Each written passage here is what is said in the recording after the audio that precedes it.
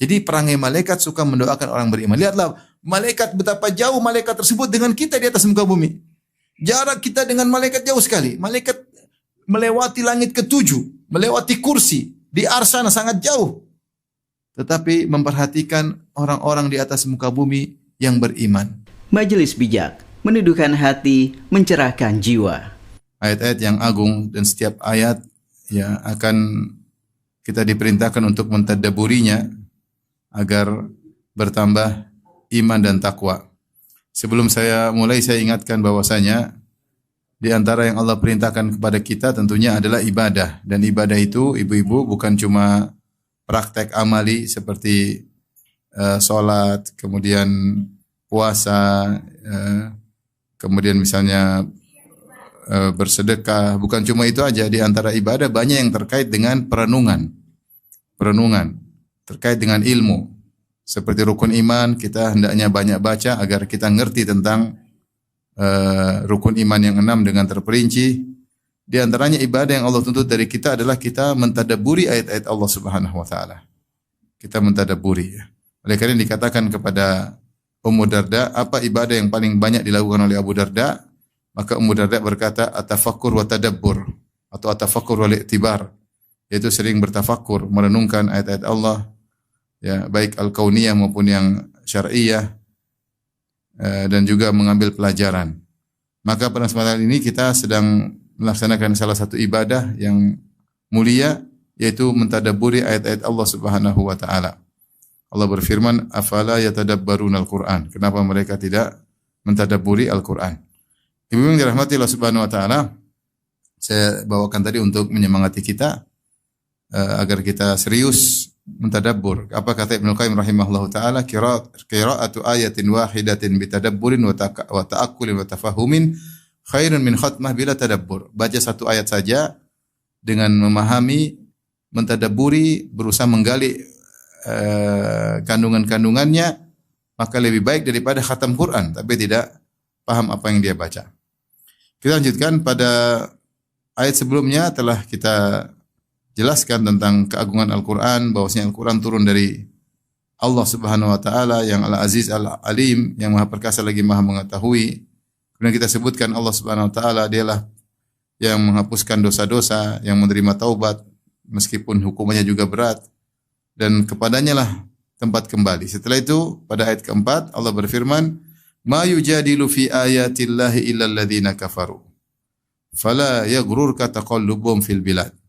Kata Allah, tidak ada yang memperdebat tentang ayat-ayat Allah kecuali orang-orang yang kafir. Karena itulah janganlah pulang balik mereka dengan bebas dari satu kota ke kota yang lain memperdayakan engkau. Ya. Ayat ini menjelaskan Al-Quran sudah diturunkan dengan jelas dan tegas dengan berbagai macam bukti akan agungnya Al-Quran, mukjizat Al-Quran. Dan sudah kita jelaskan bahwasanya sampai Allah menantang, tahaddi, Allah menantang, wa in kuntum fi raibin mimma nazzalna ala abdina fa'tu bi suratin min mithlih. Kalau kalian mampu, ya, kalau kalian ragu tentang kebenaran Al-Quran yang kami turunkan kepada hamba kami Muhammad sallallahu alaihi wasallam, maka datangkanlah satu surat semisal Al-Quran. Kalian kan orang Arab, Muhammad orang Arab. Ini Al-Quran bukan karangan Muhammad. Ini bukan karangan Muhammad. Kalau karangan Muhammad sebagaimana kalian tuduh, orang Quraisy kan nuduh ini karangan Muhammad. Kalau ini adalah karangan Muhammad, harusnya kalian bisa mendatangkan lebih hebat daripada ini. Kalau itu karangan Muhammad, maka Allah mengatakan fa'tu bi surah. Jangankan datangkan satu Al-Quran, satu surat saja datangkan semisal yang ada dalam Al-Quran.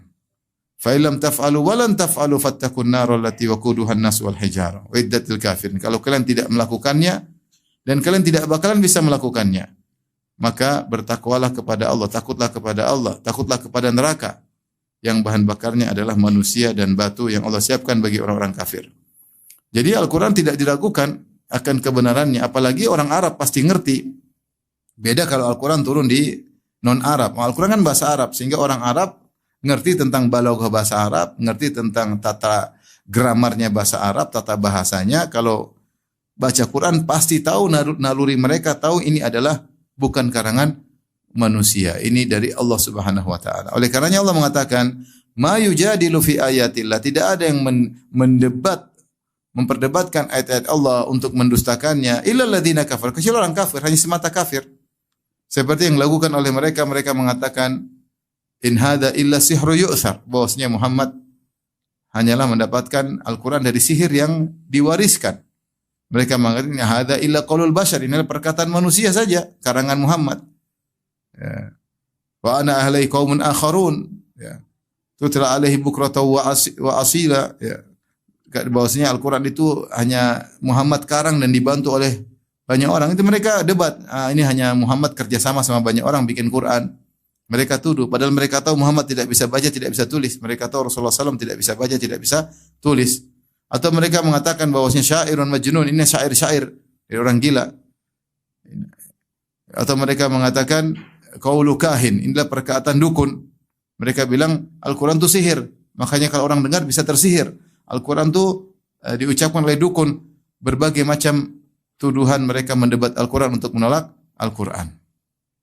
Fi amri marij. Mereka dalam kondisi yang membingungkan. Ya.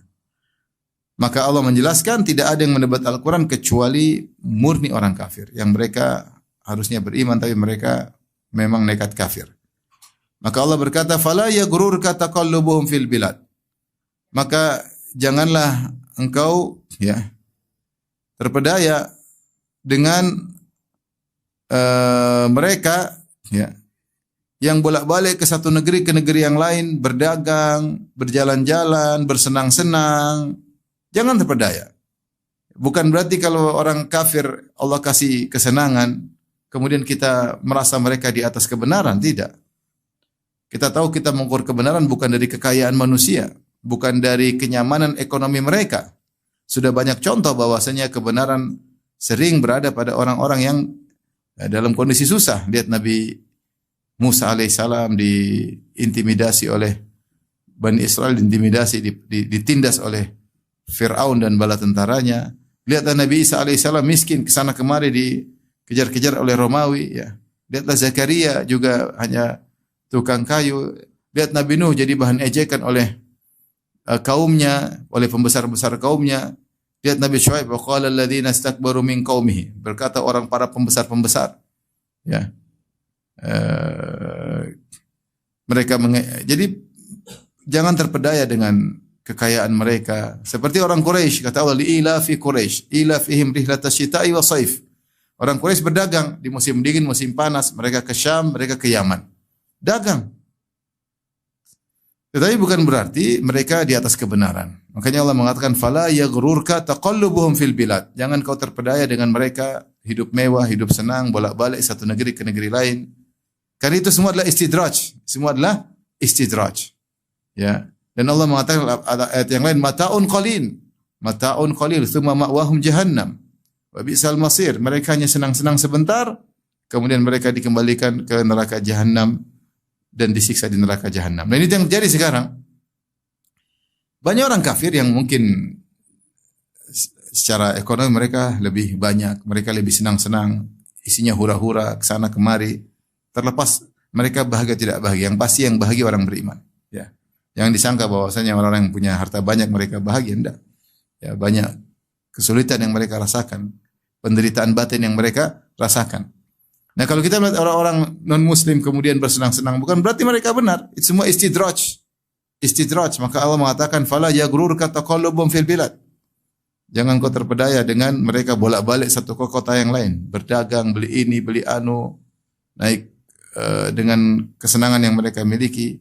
Karena yang menjadi patokan bukan masalah harta dan ekonomi. Yang menjadi patokan kebenaran adalah dalil sesuai dengan Al-Quran dan Sunnah atau tidak, syirik atau tauhid. Itu dinilai bukan melihat dengan kemewahan, kekayaan. Karena manusia terkadang karena lemahnya dia latah. Lihat orang kaya dia merasa itu yang benar. Melihat yang mayoritas disangka itu yang benar. Tidak. Kebenaran tidak dikenal dengan mayoritas atau minoritas. Dan kebenaran tidak dikenal dengan kaya atau miskin. Kebenaran bisa dinilai dengan kebenaran itu sendiri. Bisa jadi dipegang oleh mayoritas, bisa jadi dipegang oleh minoritas, bisa jadi dipegang oleh orang yang berharta, bisa jadi dipegang oleh orang tidak berharta.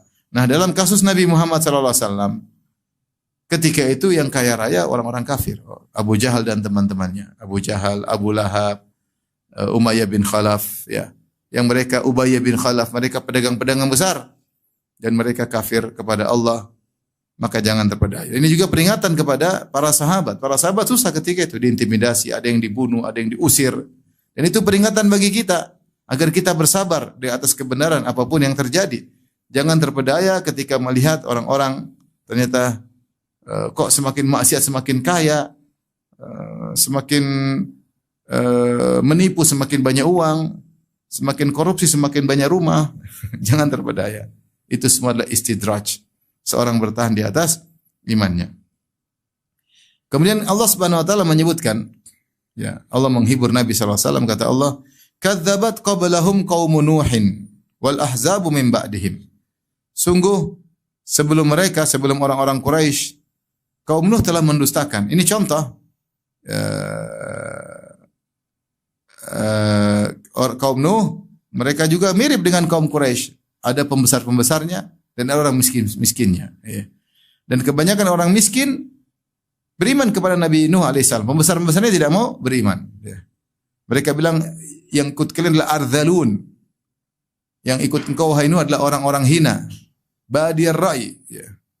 Wa ma naraka illa basyaran mithlan wa ma naraka taba'aka illa alladhina hum aradhiluna badiyar ra'i. Kata mereka, pembesar-pembesar orang kaya kaum Nabi Nuh, tidak ikut engkau wahai Nuh kecuali hanyalah orang-orang hina di antara kami, badiyar ra'i, yang dengar kau ceramah langsung terima, tidak mikir dulu. Adapun kami tidak, kami orang pembesar, kami orang pintar, kami orang berwawasan, kami mikir dulu, kami tidak terima dakwahmu. Bahkan mereka bilang, kalau kau ingin kami beriman wahai Nuh, usir orang-orang miskin. Ya. Ya. Usir orang miskin baru kami beriman. Itu syarat mereka, dan itu yang dipersyaratkan oleh Quraisy juga pada Nabi sallallahu alaihi wasallam. Kalau kamu mau kami beriman, kita ingin dengar dakwahmu, orang miskin usir dulu. Ya, maka Allah ceritakan jangan terpedaya dengan kekayaan mereka, jangan terpedaya dengan bola-balik mereka, dengan perdagangan mereka. Ingat kaum Nabi Nuh juga dulu seperti itu. Kadzabat qablahum qaum Nuh.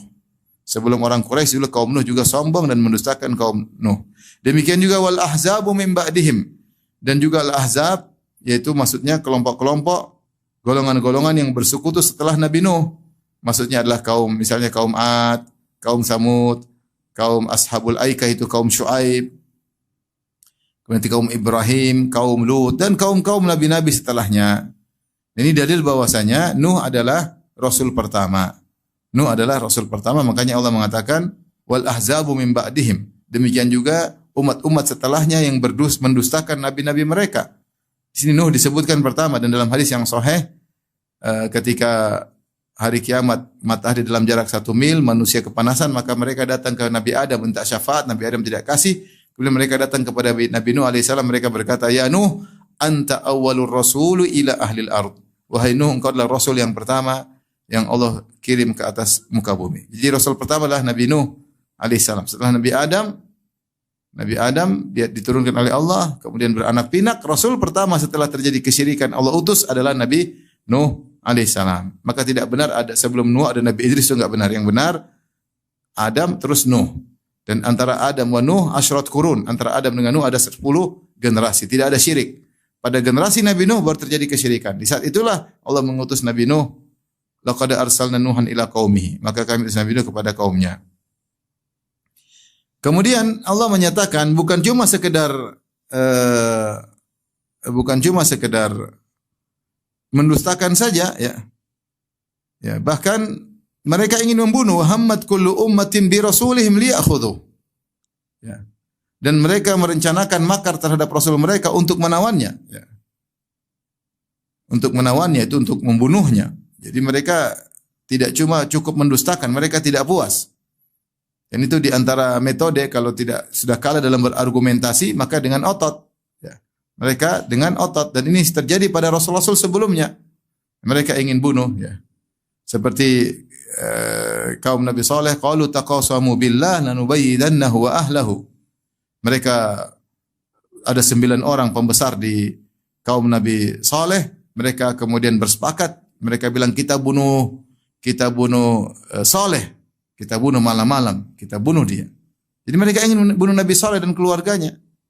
Tsumma lanaqulanna liwalihi ma syahidna mahlaka ahlihi Wa inna lasadiqun. Kita bunuh malam hari, besok kita bilang kita enggak tahu menahu. Saleh sudah mati. Ya. Ternyata sebelum mereka bunuh Nabi Saleh, mereka dibunuh terlebih dahulu oleh Allah Subhanahu wa taala. Jadi mereka rencana. Seperti Nabi Isa, mereka berencana membunuh Nabi Isa. Ya. Ya. Mereka rencana bunuh Nabi Isa sehingga mereka kejar-kejar Nabi Isa. Akhirnya Nabi Isa diangkat oleh Allah Subhanahu wa taala. Ma qatalu ma salabuhu walakin syubbiha lahum. Mereka tidak pernah bunuh Nabi Isa, mereka tidak pernah menyalib Nabi Isa, tapi ada orang diserupakan dengan Nabi Isa.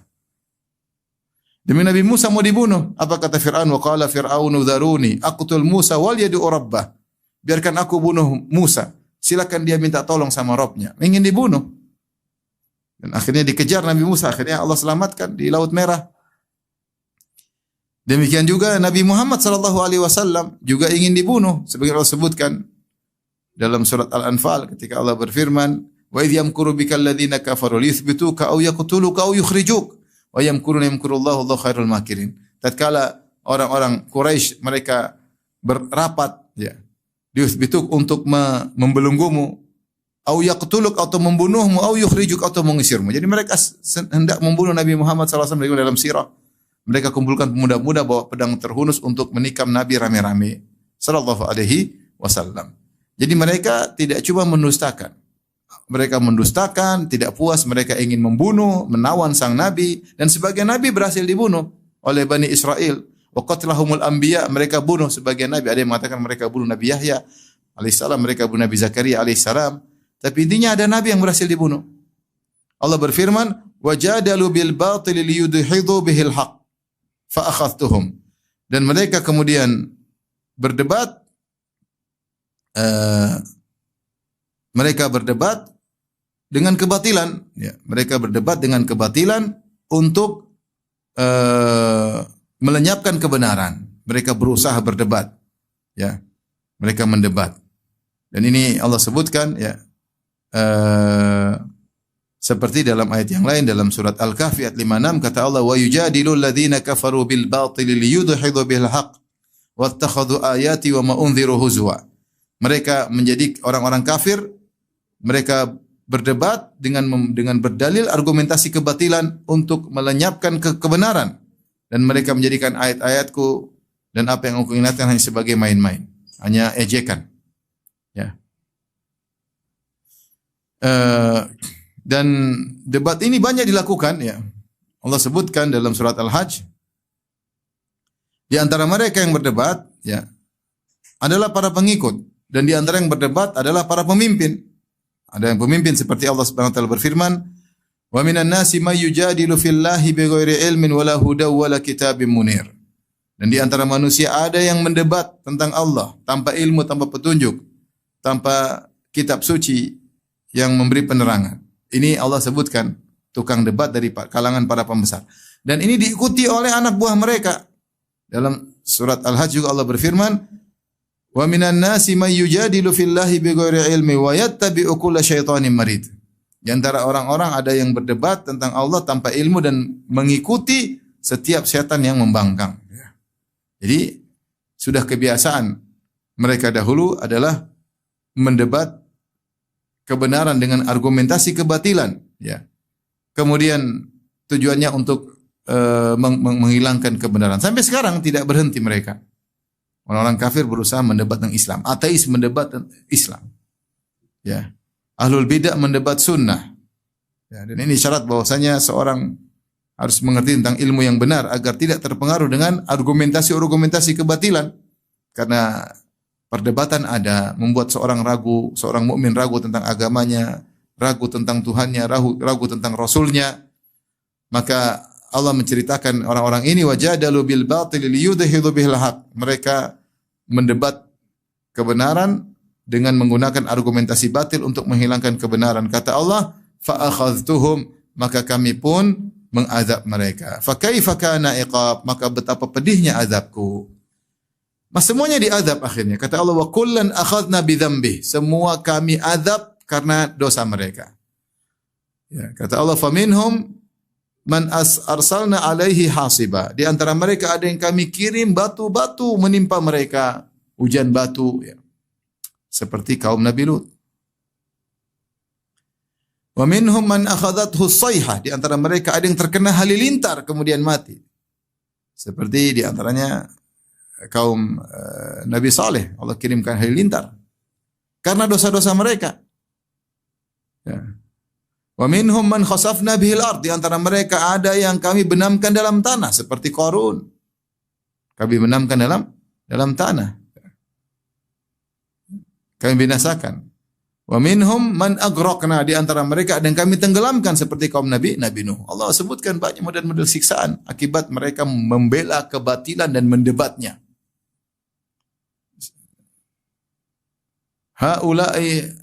Antum haula'i jadaltum anhum fil hayatid dunya wa ma yujadilullaha anhum yaumal qiyamah. Dan sebagian orang terkadang membela kebatilan, sudah tahu batil dia masih debat. Allah mengatakan dalam sebagian ayat, kalian membela mereka di dunia. Nanti hari kiamat bagaimana? Jidal dengan kebatilan bahaya. Ya, sebagaimana orang kafir karena membela kekufuran mereka mendebat Al-Quran, berusaha membatilkan Al-Quran. Semisal ini ada orang yang berusaha membela kebenaran, membela kebatilan. Ya, orang-orang lawyer yang cari duit, ya, pengacara-pengacara, ya, hakim-hakim yang disogok, mereka mendebat, membela kebatilan. Taib, kata Allah, kalian debat membela mereka di dunia. Nanti hari kiamat kalian debat dengan Allah gimana? Ya. Antum haula'i jadaltum anhum fil hayatid dunya wa may yujadilullah yaumal qiyamah. Kalian debat mereka dunia, bela mereka dunia. Di akhirat nanti lawan Allah gimana cara debatnya? Maka adapun orang-orang kafir yang mendebat Al-Quran, ingin menjatuhkan Al-Quran untuk mendebat para rasul, maka Allah siksa mereka dan Allah mengatakan fakaifa kana iqab, bagaimana dengan besarnya hukumanku. Taib. Adapun cara mereka mendebat Al-Quran sudah kita singgung tadi. Di antaranya disebut oleh Tahir bin Ashur. Mereka mengatakan Al-Quran asatirul awwalin. Ini untuk menjatuhkan kebenaran Al-Quran. Tapi mereka Al-Quran hanyalah dongeng-dongeng orang-orang terdahulu. Karena isi Al-Quran kisah-kisah. Kisah Nabi Nuh, kisah Nabi Lut, kisah Nabi Hud, kisah Nabi Saleh, kisah Nabi Adam. Kata mereka asatirul awwalin, dongeng-dongeng terdahulu. Ini ngeri. Al-Quran disifati dengan dongeng. Kemudian juga mereka mengatakan sihru mubin, sihir yang nyata. Al-Quran ini sihir. Orang dengar langsung tersihir. Karena banyak orang begitu dengar langsung masuk Islam, kata mereka sihir. Mereka juga berkata qaulu kahin, ini adalah perkataan dukun, Muhammadlah dukun. Kadang mereka mengatakan qaulu syair, ini adalah perkataan penyair, Muhammadlah penyair. Ya. Penyair. Ya. Di antara bentuk debat mereka selain mensifati Al-Quran dengan syair perkataan dukun, yaitu jampi-jampi, ya, mereka mengatakan ini jampi-jampi, hanya mantra-mantra Al-Quran itu dikatakan sihir atau dongeng.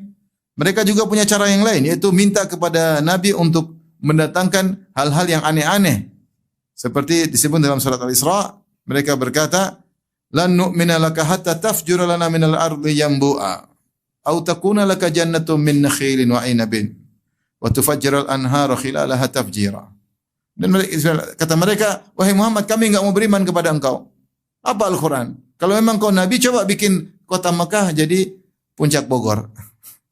Kota Mekah, biar tumbuh tumbuhan, sungai-sungai mengalir, gunung-gunung yang indah, gunung yang hijau, baru kami mau beriman. Jadi mereka minta hal yang aneh-aneh.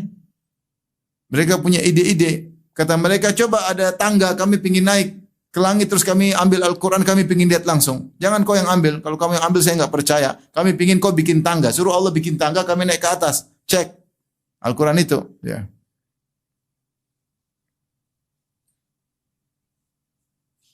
Walau fatahna alai baban minas sama'i fadhallu fihi ya'rujun laqalu innama sukkirat absaruna bal nahnu qaumun mashhurun. Kata Allah, seandainya kami buat tangga sampai ke langit, kemudian mereka naik, mereka lihat Al-Quran, mereka tetap tidak percaya, mereka bakalan berkata, innama sukkirat absaruna, sungguhnya mata kami ditutup, kami sedang mabuk, bal nahnu qaumun mashhurun, kami disihir. Jadi mereka punya cara banyak untuk menjatuhkan Al-Quran. Dan tadi mereka minta yang aneh-aneh. ya, supaya Rasulullah akhirnya tunduk ya. Allah mengatakan iqtarabatis sa'atu wan syaqqal qamar wa iyyaraw ayatan yu'ridu wa yaqulu sihrun mustamir. Setiap ada datang ayat tanda-tanda kebesaran Allah, kata mereka sihir yang terus-menerus. Muhammad tukang sihir, Muhammad tukang sihir. Selesai. Jadi Al-Qur'an disifati dengan sifat yang macam-macam ya, supaya mereka menolak Al-Qur'an. Padahal kalau mereka Quraisy, mereka mau jujur, mereka tahu Al-Qur'an itu bukan karangan manusia. Mereka telah ditantang oleh Allah untuk bikin semisal Al-Quran. Kalau Al-Quran itu karangan Muhammad, kalian harus bisa lebih. Muhammad cuma satu orang, kalian ribuan orang, tinggal bikin lebih daripada Muhammad. Kemudian kata Allah Subhanahu wa taala, "Wa kadzalika haqqat kalimatu rabbika 'alal ladzina kafaru annahum ashabun nar."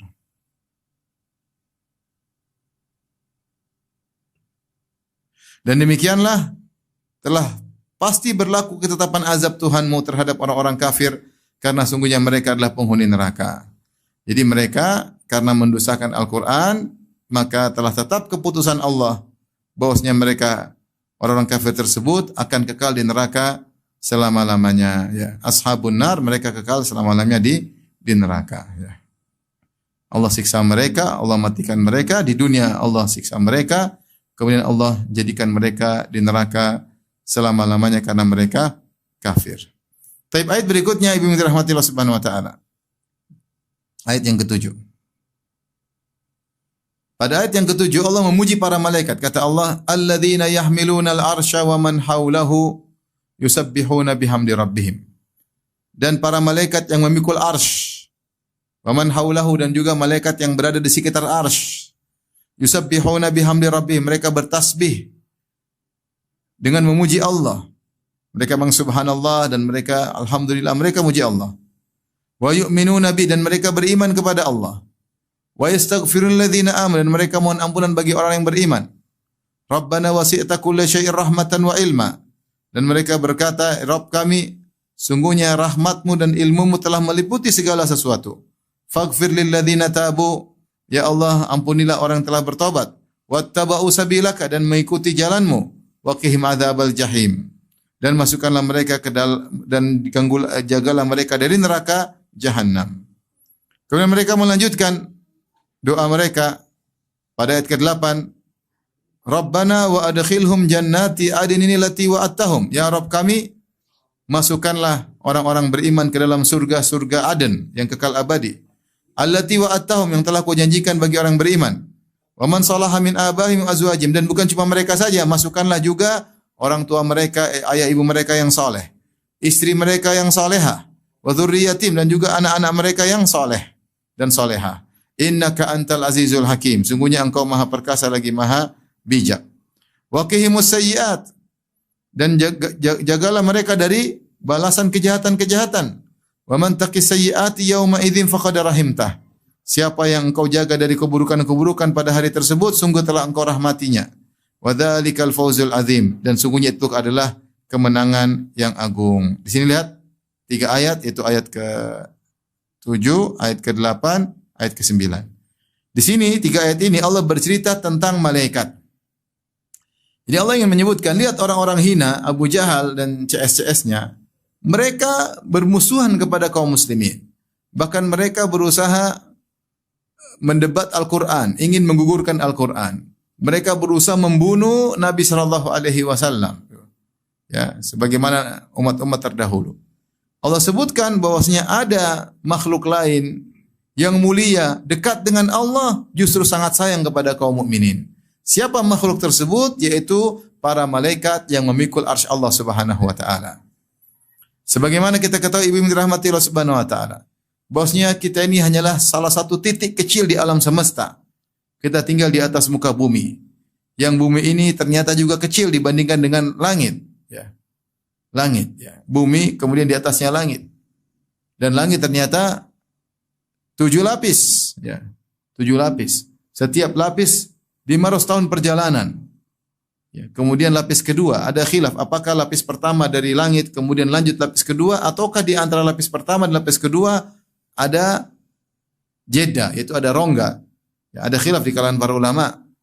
Apakah langit-langit mutawasilah, lanjut-lanjut, atau mutafasilah, ada jarak, kemudian lanjut lagi langit kedua, jarak lagi langit ketiga, dan seterusnya. Tapi tebal langit 500 tahun perjalanan. Sangat luas. Yang kita lihat sekarang ini cumalah langit dunia. Itu pun sudah kita lihat bagaimana mataharinya, bagaimana rembulannya, bagaimana bintang-bintangnya, sangat luas. Kita enggak tahu mana pangkal, mana ujungnya. Yang Allah mengatakan ya tentang langit, wa inna lamusi'un, ya. Was samaa bi aidin, kata Allah Subhanahu wa taala. Langit itu kami ciptakan dengan kekuatan kami, wa inna lamusi'un, ya. Dan kami luaskan langit tersebut. Langit sangat luas. Langit sangat luas. Langit pertama tidak bisa kita jangkau dengan mata kita. Kita enggak tahu mana panjang, mana pangkal dan mana ujungnya. Belum langit kedua, belum langit ketiga, belum langit keempat, belum langit kelima, belum langit keenam, belum langit ketujuh.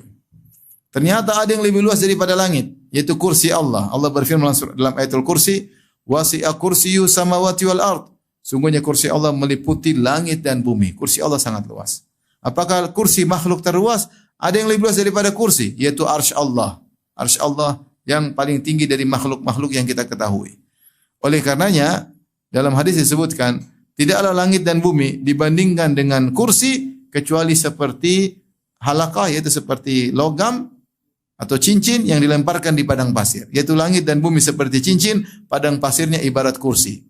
Maka tidak ada bandingannya langit bumi dibandingkan dengan kursi Allah. Seperti cincin dibandingkan padang pasir.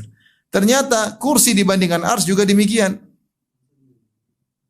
Kursi seperti cincin, sementara arsy-nya seperti padang pasir.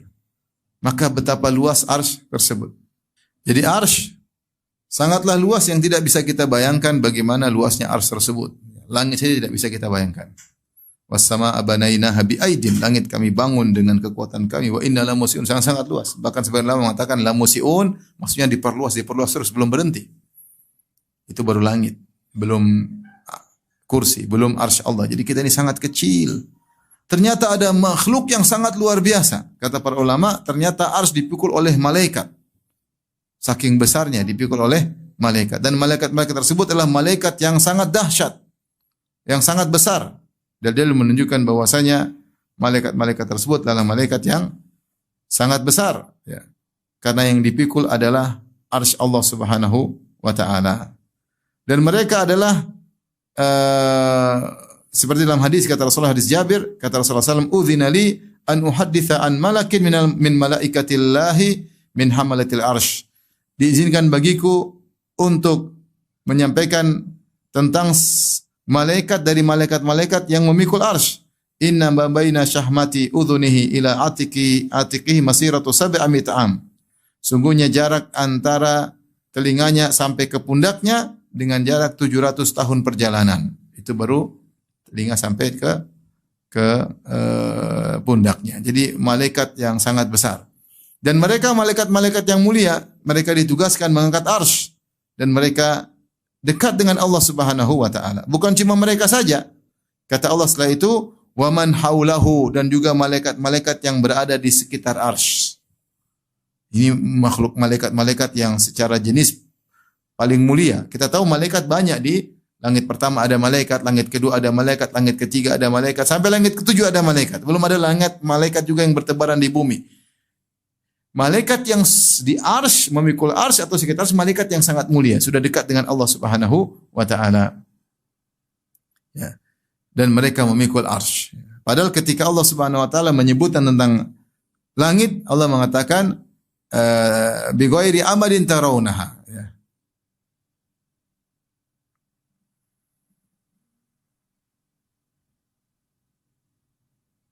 Allahul ladzi rafa'a as-samawati bighairi amadin tarawna. Dalam surat Ar-Ra'd kata Allah, Allahul ladzi rafa'a as-samawati bighairi amadin tarawnaha thumma istawa 'ala al-'arsy wa sakhkhara asy-syamsa wal qamar kullu yajri li ajalin musamma yudabbirul amra yufassilul ayati la'allakum bi liqa'i rabbikum tuqinun. Kata Allah, dialah Allah yang telah mengangkat langit tanpa ada tiang ke bumi. Langit sendiri tanpa ada tiang ke bumi. Untuk arsy Allah sampai siapkan para malaikat memikulnya. Padahal Allah mampu arsy tanpa pemikul, tapi Allah menunjukkan ini makhluk yang sangat agung. Ya, malaikat-malaikat sangat besar memikul arsy. Ya. dan malaikat sekitarnya. Apa kegiatan mereka? Mereka bertasbih. Para malaikat kuat ibadah. Ya, kata Allah yusabbihuna al-laila wan nahara la yafturun. Secara umum malaikat suka bertasbih kepada Allah siang dan malam dan tidak pernah letih. Beda dengan kita manusia, letih, capek, bosan. Malaikat tidak pernah. La yafturun, mereka tidak pernah capek. La yas'amun, mereka tidak pernah bosan. Di sini yusabbihuna bihamdi rabb, mereka bertasbih kepada Allah. Di antara kata para ulama disebutkan mereka bertasbih agar jangan sampai kita menyangka Allah butuh kepada arsy.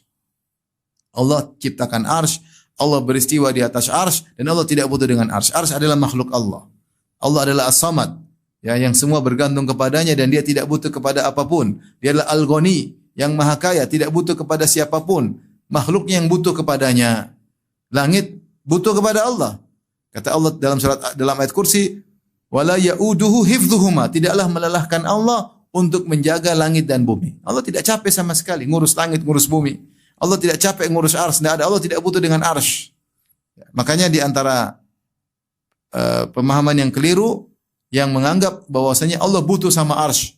Kalau Allah di atas arsy berarti Allah lebih kecil dari arsy dan Allah butuh kepada arsy. Sehingga mereka menolak sifat istiwa, dan ini adalah pendapat yang batil. Mereka mengatakan kalau kita mengamati di bumi ini, makhluk tidak ada yang di atas kecuali lebih kecil daripada yang di bawah. Yang di bawah lebih besar, dia lebih kecil. Yang kedua, yang di atas pasti butuh kepada yang di bawah. Kalau gitu Allah tidak boleh beristiwa di atas arsy, karena berarti Allah lebih kecil dari arsy dan Allah butuh kepada arsy. Jawabannya mudah. Bahwasanya di alam nyata ini tidak semua yang di atas butuh kepada yang di bawah. Dan tidak semua yang di atas lebih kecil daripada yang di bawah. Contohnya apa? Contohnya langit dan bumi. Ibu-ibu main yang di atas langit atau bumi, ibu-ibu? Langit. Langit di atas bumi. Taib, apakah langit butuh kepada bumi? Jawabannya tidak. Langit tegak tanpa ada tiang. Bi ghairi amadin tarawunaha. Dan apakah langit lebih kecil daripada bumi karena dia di atas? Jawabannya tidak. Justru langit jauh lebih besar daripada bumi. Maka jika langit dan bumi saja itu antara makhluk dengan makhluk, menunjukkan di atas ada yang lebih besar daripada yang di bawah. Karena langit lebih besar daripada bumi, dan juga menunjukkan bahwasanya langit tidak butuh kepada bumi, apalagi Allah dengan arsy. Allahu Akbar, Allah Maha Besar.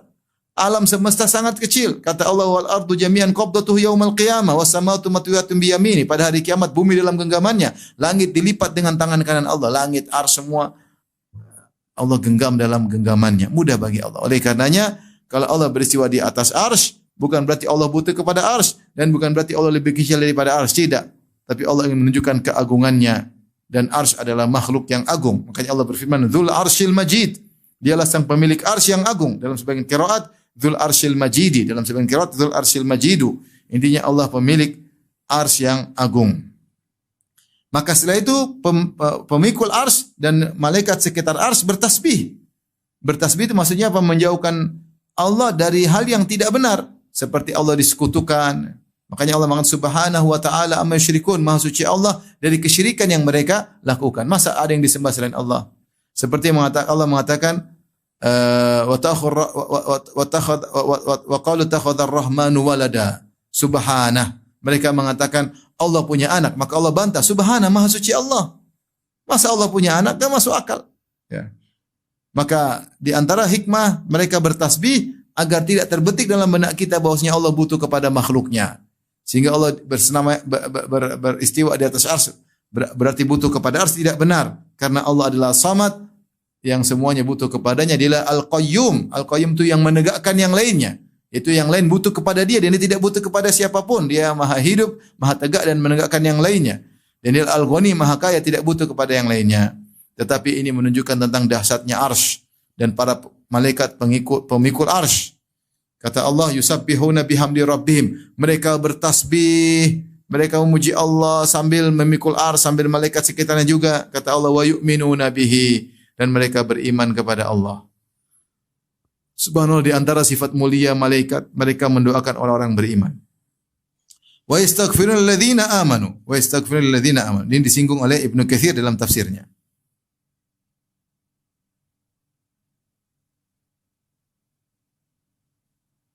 Kata Ibnu Katsir, saya bacakan ya.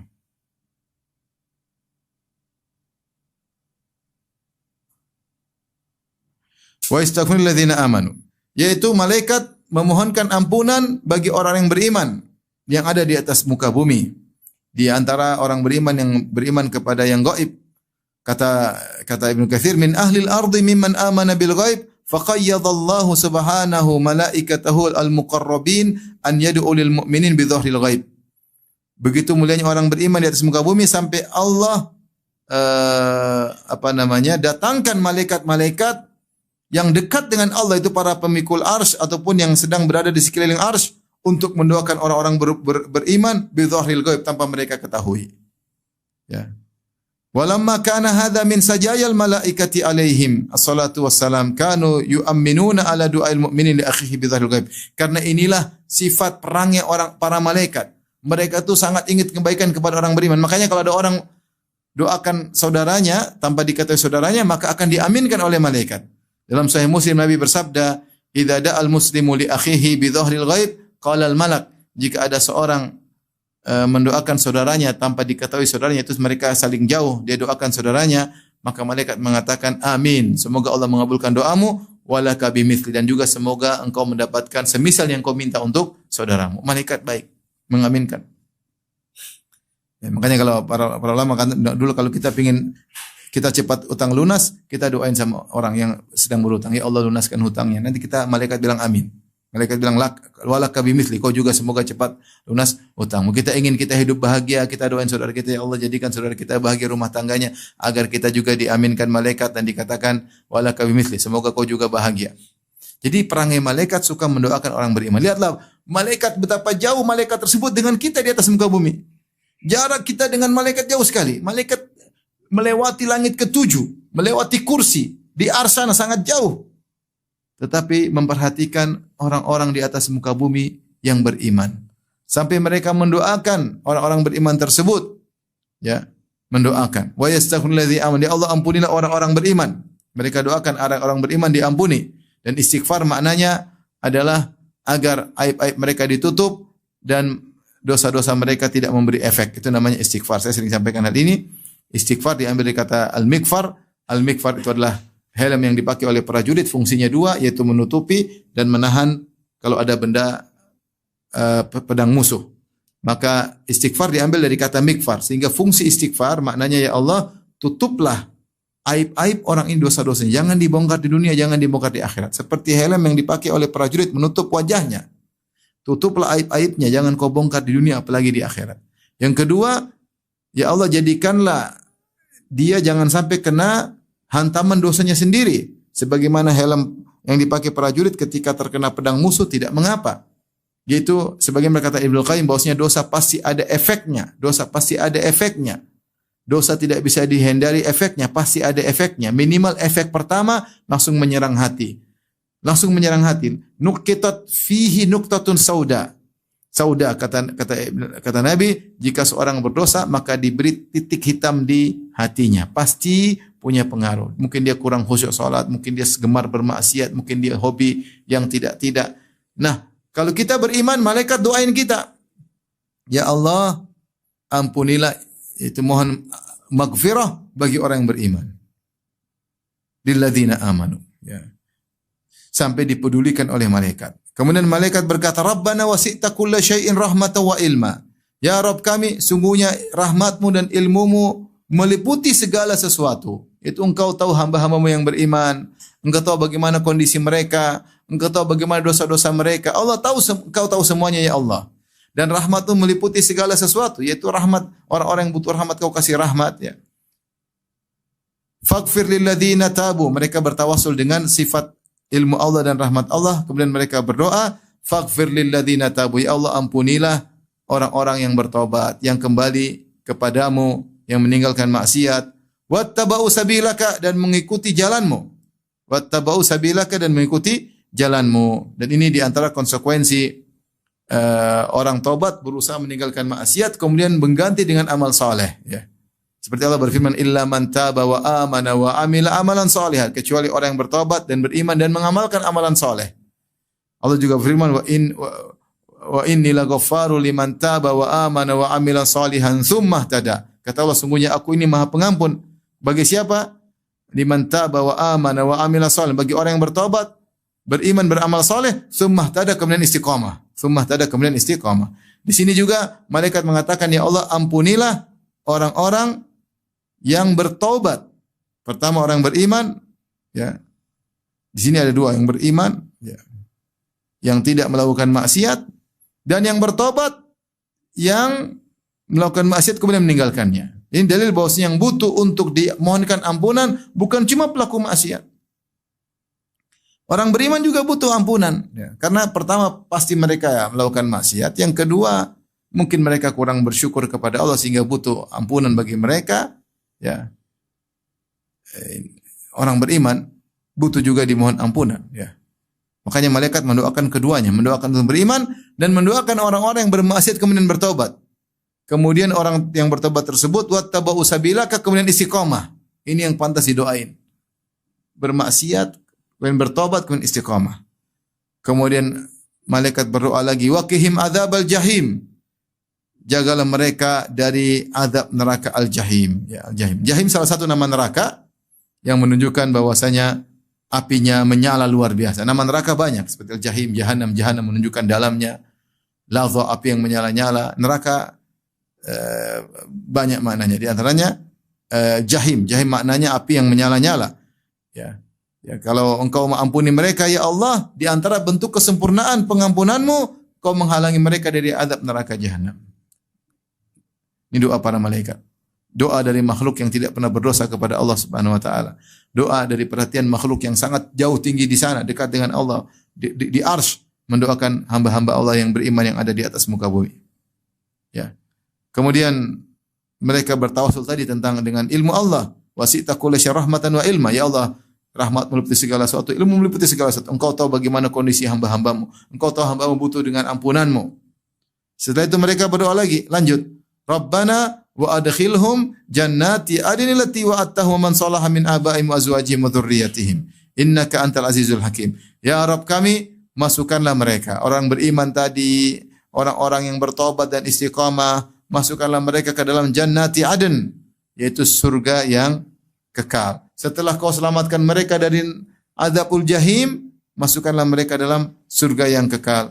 Allati wa'adtahum, yang telah kau janjikan kepada mereka. Di sini para malaikat bertawasul dengan janji Allah. Karena Allah telah menjanjikan innal ladzina amanu wa amilus solihati lahum jannatun tajri min tahtihal anhar. Siapa yang beriman dan beramal saleh bagi mereka surga yang mengalir sungai-sungai di dalamnya, ya. Kemudian Allah mengatakan ulaika hum khairul bariyah, ya. Orang beriman juga lahum jannatu adnin tajri min tahtihal anhar. Bagi mereka surga Aden. Ulaika hum khairul bariyah, mereka adalah sebaik-baik manusia. Jadi Allah sudah janjikan orang beramal saleh dapat surga, maka malaikat mengatakan, ya Allah, berikanlah, masukkanlah mereka ke dalam surga yang telah kau janjikan kepada mereka. Bukan cuma itu. Ternyata malaikat juga mendoakan keluarga orang beriman tersebut.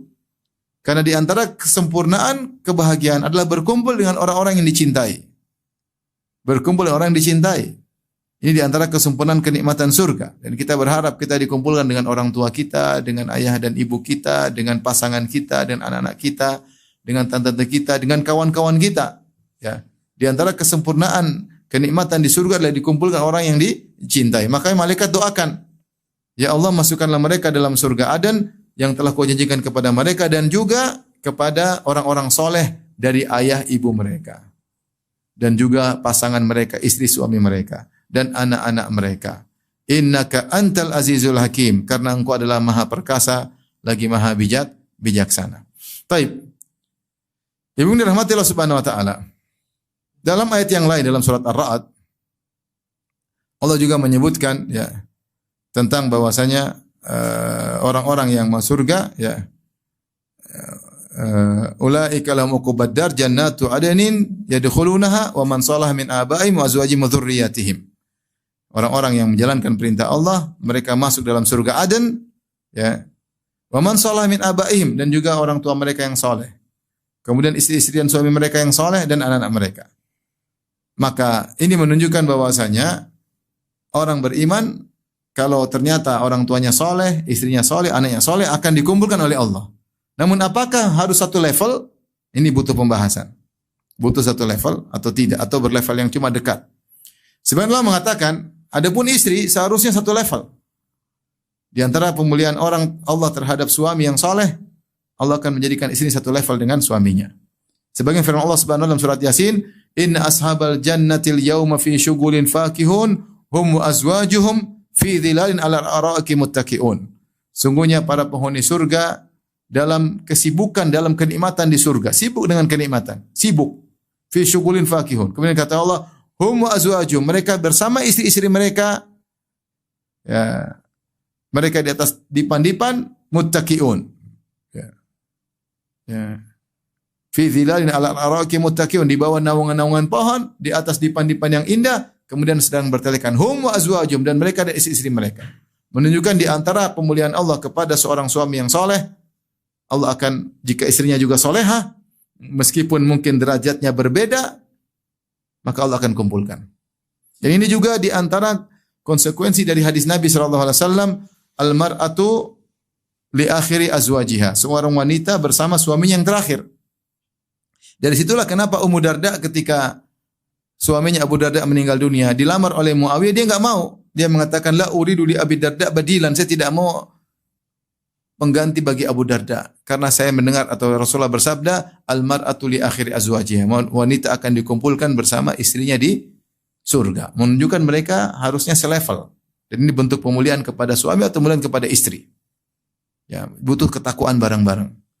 Dan juga seperti istri-istri Nabi juga adalah istri-istri Nabi di dunia, istri-istri Nabi di akhirat. Ya. Maka suami istri kerjasama saling menaikkan level. Ya, semoga kalau suaminya baik, istrinya juga ikut. Dengan syarat harus soleh dan soleha. Soleh dan soleha. Taib. Kalau istri sebenarnya mengatakan mestinya disamakan sebagai bentuk pemuliaan kepada suami. Bagaimana kalau anak-anak?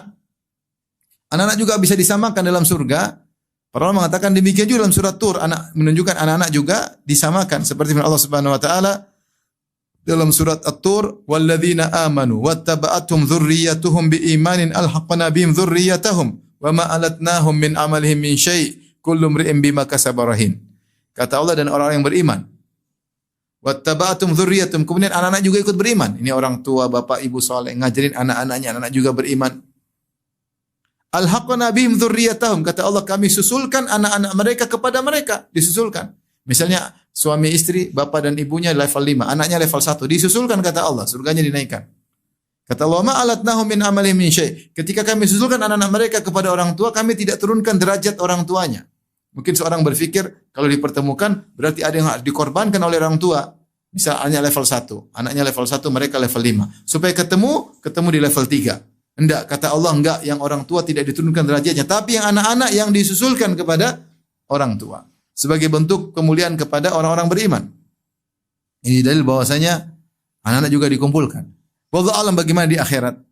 Tapi di antara kesempurnaan kebahagiaan adalah bagaimana seorang dikumpulkan dengan keluarganya, dengan pasangannya, dengan anak-anaknya, ya. Oleh karenanya suami istri kerjasama bertakwa kepada Allah agar bisa dikumpulkan. Kemudian juga seorang yang suaminya mungkin sudah tiada, hendaknya istiqomah agar bisa dikumpulkan dengan suaminya dan berdoa kepada Allah agar dinaikkan derajatnya bersama-sama. Seorang yang mungkin istrinya juga sudah meninggal, istrinya soleha, dia juga istiqomah agar bisa dikumpulkan bersama istrinya. Ya. Maka ini di antara yang dimengertiin oleh malaikat. Malaikat ngerti bahwasanya seorang mau surga di antara kesempurnaannya kumpul sama anak istri. Makanya Allah suruh untuk bareng-bareng. Kata Allah, ya ayyuhalladzina amanu qu anfusakum wa ahlikum nara. Wahai orang yang beriman, ya, jagalah diri kalian dan anak-anak kalian dari neraka. Ya, sampai ada perkataan sebagian orang soleh, ya, dia tidak ingin anaknya tidak soleh, khawatir ketika di surga dia cari anaknya enggak ada. Kita enggak ingin demikian. Kita berjuang keras. Kita enggak ingin seandainya Allah memudahkan kita mau surga, semoga kita semua mau surga. Kemudian ternyata kita enggak ketemu dengan anak kita, ada yang tidak di surga. Ada orang tua kita yang tidak di surga. Ada istri kita yang tidak di surga. Atau suami kita tidak di surga. Kita tidak ingin. Kita ingin semuanya surga. Perlu kerjasama, perjuangan. Hidup ini perjuangan. Sabar ngurusin anak-anak, sabar nasihati istri, sabar nasihati suami. Kerjasama. Karena di antara puncak kebahagiaan adalah berkumpul di surga kelak bersama-sama. Orang tua Majelis bijak, meneduhkan hati, mencerahkan jiwa.